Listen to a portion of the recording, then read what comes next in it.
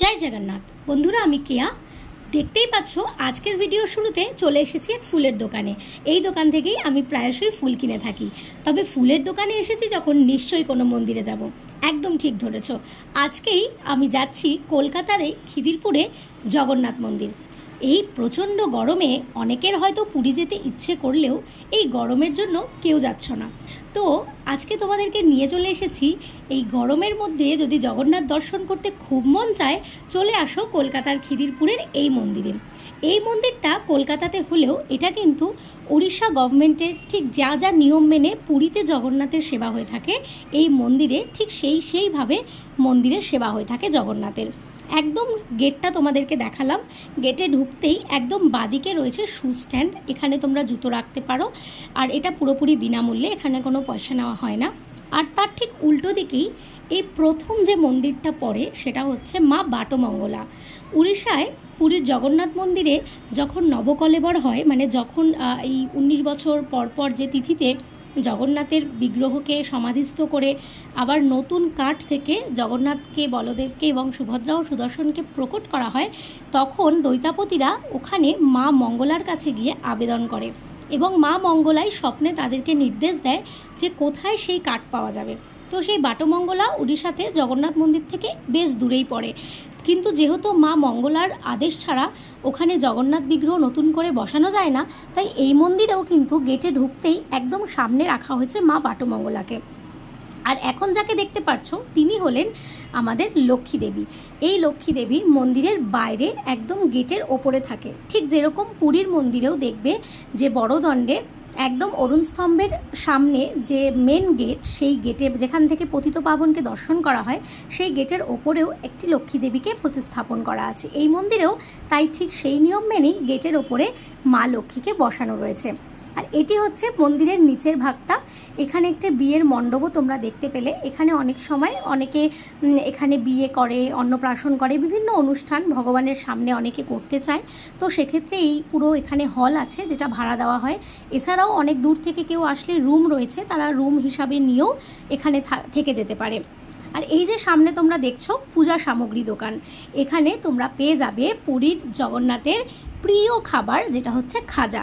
এই দোকানে একটি ননা আছে, তিনি খুব ভালো, এবং সেখানে খাজা গজা বিক্রি হয়। সেগুলোকে তুমি তোমার ইচ্ছে মতো কিনে ওপরে গিয়ে ভোগ লাগাতে পারো। এই হচ্ছে পুরো মন্দিরটার একটা ভিউ, নিচ থেকে দেখানোর চেষ্টা করেছি। আমরা গেছিলাম বিকেলবেলা, অফিসের পরে একটু সময় পেয়েছিলাম। সিঁড়ি দিয়ে উঠতেই তোমরা দেখতে পাবে এখানে রয়েছে গরুর স্তম্ভ। গরুর দেব হচ্ছেন জগন্নাথের বাহন। তো একদম যেরকম আমরা দেখি পুরীর মন্দিরের ভেতরে গরুর স্তম্ভ রয়েছে, এটাও হচ্ছে সেই গরুর স্তম্ভ। আমরা অনেকেই জানি যে শ্রী চৈতন্য মহাপ্রভু ঠিক গরুর স্তম্ভের পেছন থেকেই জগন্নাথ দেবকে দর্শন করতেন। তো এখানেও ঠিক সেই নিয়ম মেনেই গরুর স্তম্ভ রয়েছে।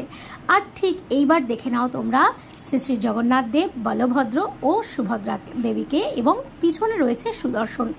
একটু একটু করে আমরা মন্দিরের ভেতরে ঢুকছি, এবং এই পুরো মন্দিরটায় যে কারুকার্য এত সুন্দর, মানে ভগবানের যে গর্ভগৃহে একদম যে ভেতরের ঘর, সেখানে তো কেউ মানে পূজারি ছাড়া ঢোকে না, কিন্তু তুমি একদম কাছ থেকে এখানে এই ত্রিদেবকে দর্শন করতে পারবে। আজকে আমরা জগন্নাথ দেব, বলদেব, সুভদ্রা দেবী এদের জন্য এনেছি কিছু ফুল মালা, সেটা তোমাদের শুরুতেই দেখিয়েছি। কিছুক্ষণ পরে দেখাবো যে পুরোহিত সেটাকে পরিয়ে দিচ্ছে। তো আজকে তারা সবাই হলুদ ড্রেস পরেছিল এবং প্রত্যেককে খুব খুব খুব সুন্দর লাগছে। আর এই হচ্ছে মন্দিরের ভিতরের চিত্রকলা। দেখতেই পাচ্ছ একদম ওপরে রয়েছে বিষ্ণু দেবী, আর তার পাশে লক্ষ্মী দেবী তার সেবা করছে ভগবান বিষ্ণুকে। আর এখানে আমি গরমের রোদে আসার পরে ইনি হচ্ছেন আমাদের মেজো ননা।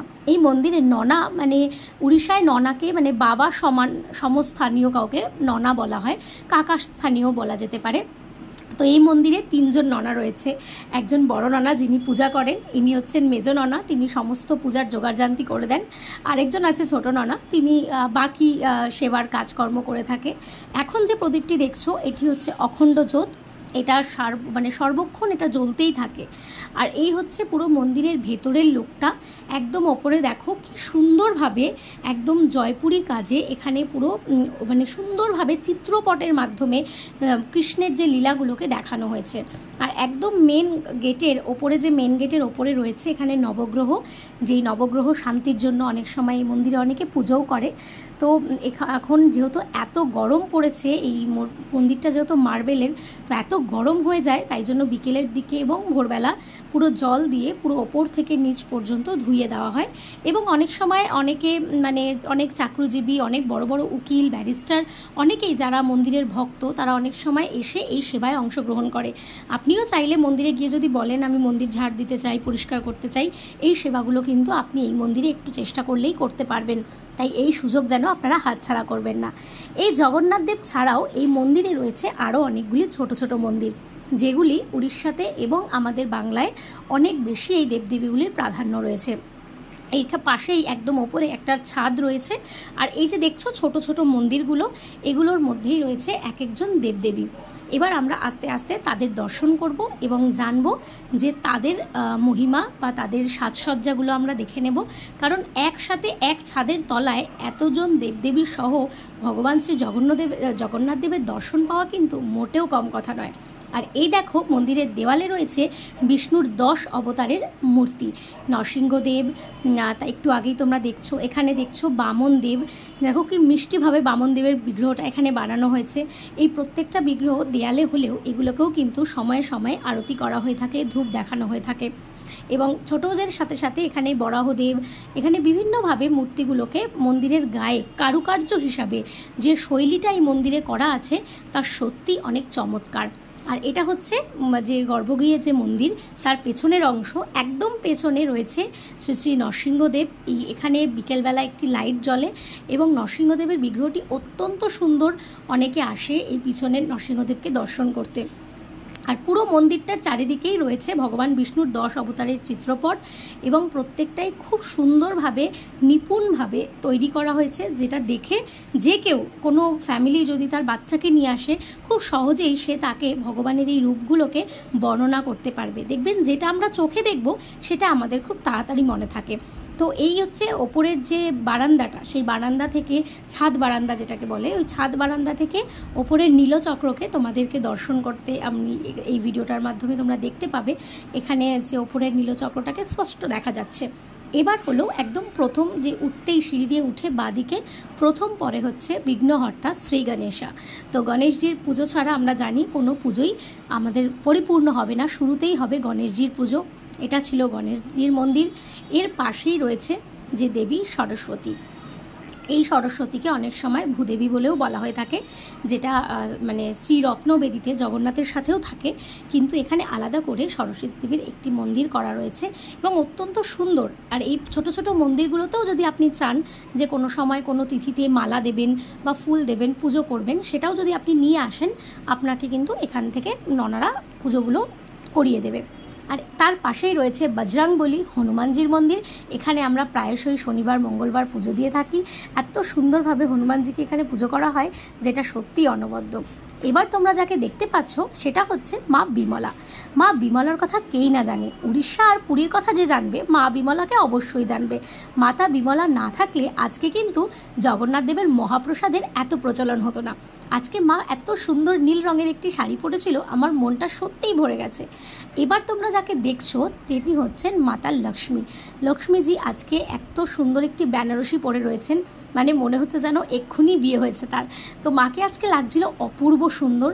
আর এর পরেই তোমরা যার দর্শন করছো সেটি হচ্ছে পুরী থেকে এই বছর রথে জগন্নাথ দেবের রথের চাকা, সেটা এই মন্দিরে আনা হয়েছে। একদম উড়িষ্যার রথের যে চাকা, সেগুলো পুজোর পরে উড়িষ্যা গভর্নমেন্ট থেকে ওনারা অ্যাপ্লাই করার পরে সেখান থেকে এসছে। আর এখন দেখছো দেবাদিদেব মহাদেব, যিনি হলেন কিনা পরম বৈষ্ণব। পরম বৈষ্ণবের দর্শন ছাড়া ভগবানের দর্শন কিন্তু কখনোই পরিপূর্ণ হবে না। তাই এখন তোমাদেরকে দেখাচ্ছি মহাদেবের দর্শন। আর তোমাদেরকে শুরুতেই দেখালাম যে আমি বেশ কিছু ফুলমালা কিনে নিয়ে এসেছিলাম।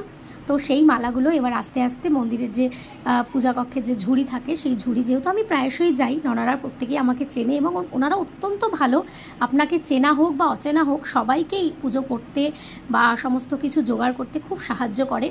তো যেহেতু আমি প্রায়শই যাই, তো ঝুড়িটা নামিয়ে নিয়ে মালাগুলো এবং ফুলগুলো একে একে সাজাতে শুরু করলাম, কারণ ননা ততক্ষণ প্রদীপ তৈরি করছিল, আরতির সময় হয়ে আসছে।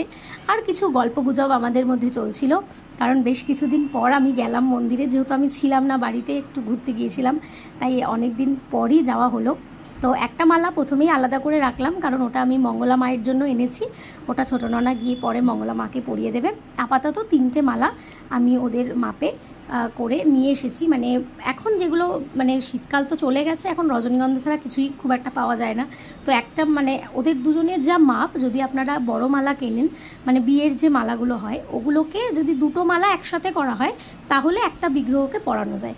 মানে কারণ এই বিগ্রহগুলো এতটাই বড়, একটা যদি মালা সিঙ্গেল আনা হয় সেগুলো ওদের একদম গলায়, মানে একদম গলার ওপরে থাকে।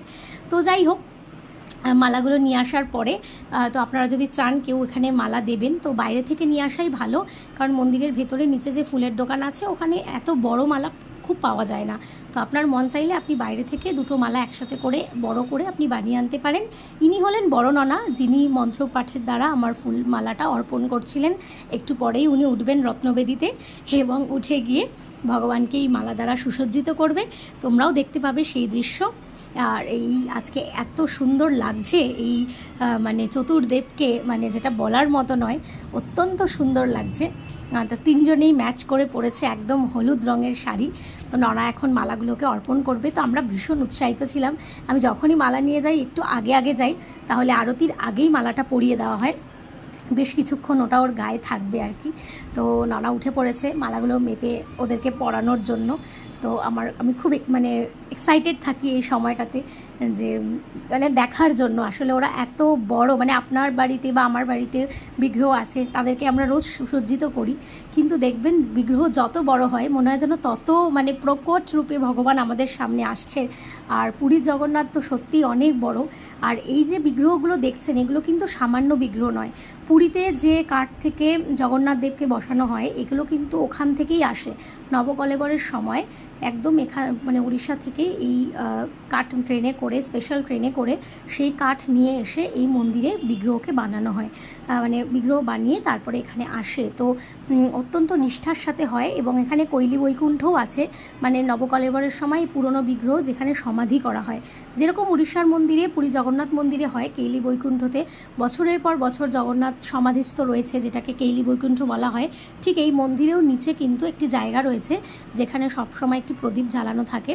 ওটা অত্যন্ত শান্ত জায়গা, যেখানে যখন যখন নবকলেবর হয় তখন তখন পুরনো জগন্নাথ দেবকে সমাধিস্থ করা হয় এবং নতুন জগন্নাথ দেব আবার সিংহাসনে বসে।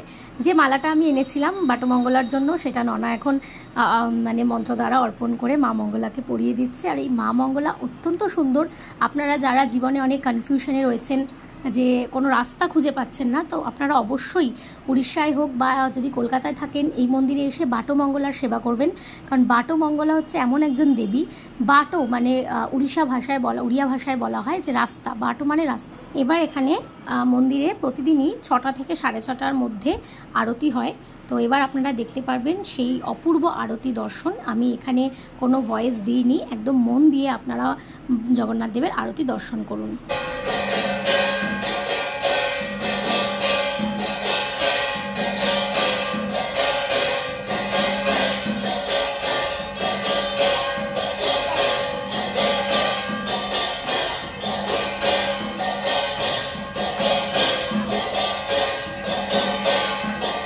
তো ইনি হলেন আমাদের গোপীকথা চ্যানেলের আরও একজন সহযোগী, আমার মামার মেয়ে হয়, আমার বড়দি হয়। তো অনেক দিন পর দেখা হতে আমরা আবার গল্পগুজব শুরু করলাম। তো সারাদিন সময়টা বেশ খুব ভালোই কাটলো। তো এরপরে রাতের দর্শন, রাতের আরতি হয়ে ভোগ লাগানো হয়ে গেছে, ননা ভোগ লাগিয়ে দিয়েছে, তারপর রাত্রিবেলা প্রসাদ নিয়ে বাড়ি চলে এলাম। তো কেমন লাগলো বন্ধুরা আজকের ভিডিওটা? অবশ্যই তোমরা পুরোটা স্কিপ না করে দেখবে এবং জানতে পারবে এই মন্দিরের অনেক অজানা রহস্য। দেখা হবে পরবর্তী অন্য কোনো ভিডিওতে, আবার নতুন কোনো মন্দিরের নতুন হিস্ট্রি নিয়ে। তো সবাই ভালো থেকো, সুস্থ থেকো, দেখা হচ্ছে পরের ভিডিওতে।